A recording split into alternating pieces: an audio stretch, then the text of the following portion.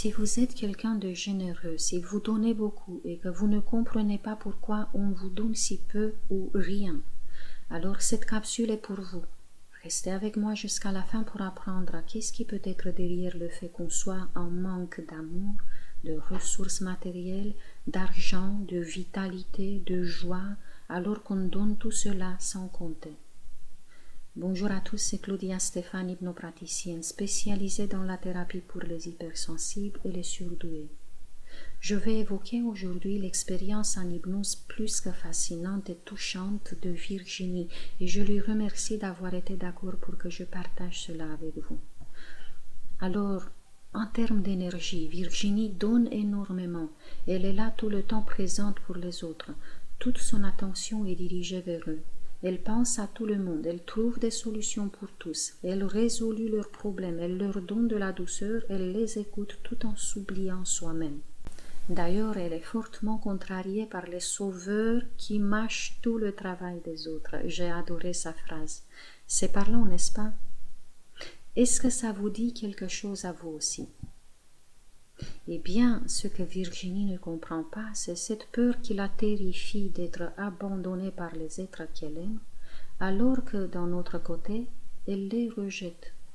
Aussi, elle refuse d'être dans le recevoir, elle bloque ce qui vient vers elle. C'est plutôt étrange, non? Pourtant, ça a du sens et cela pourrait vous éclairer vous aussi.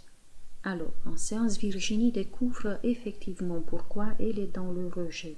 Et c'est surprenant, la vérité c'est qu'elle prend les gens sombres de sa vie pour des êtres lumineux. Elle attire les gens comme ça. Elle se trompe donc sur leur nature antérieure parce qu'elle veut croire en eux, mais son propre ressenti ne la trompe pas.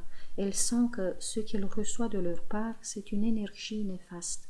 Elle sent ça comme des couteaux. C'est justement pour cela que Virginie s'interdit de recevoir. C'est en fait une protection. Par contre, elle n'arrête pas le flux d'énergie qui est en permanence dirigé vers eux.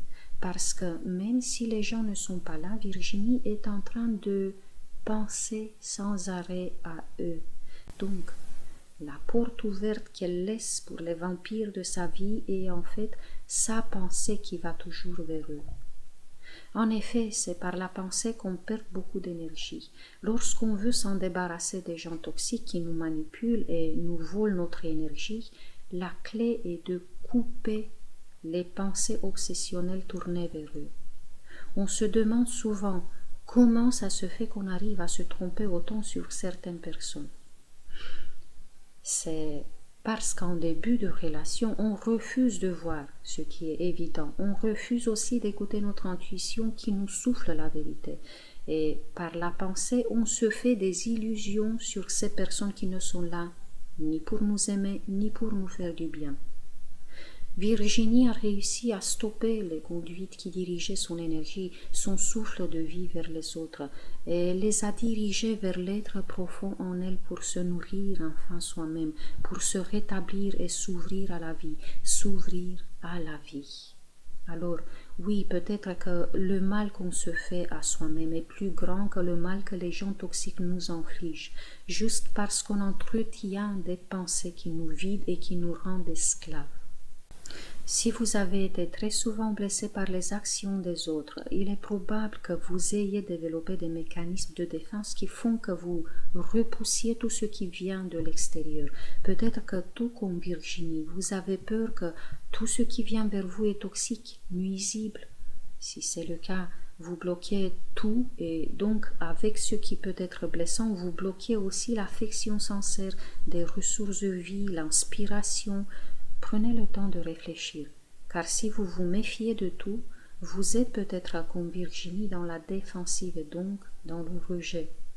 Dites-moi en commentaire si cela vous parle. Et sachez que uniquement grâce au fait de devenir conscient, cela peut bouger pas mal de choses à l'intérieur de vous, et je l'espère de tout cœur. Si vous êtes là pour la première fois, vous pouvez vous abonner et cliquer sur la cloche afin d'être informé quand une nouvelle vidéo est publiée. La prochaine fois, je vais aborder le sujet de ce que j'ai découvert grâce à l'hypnose sur le fait d'être en surpoids.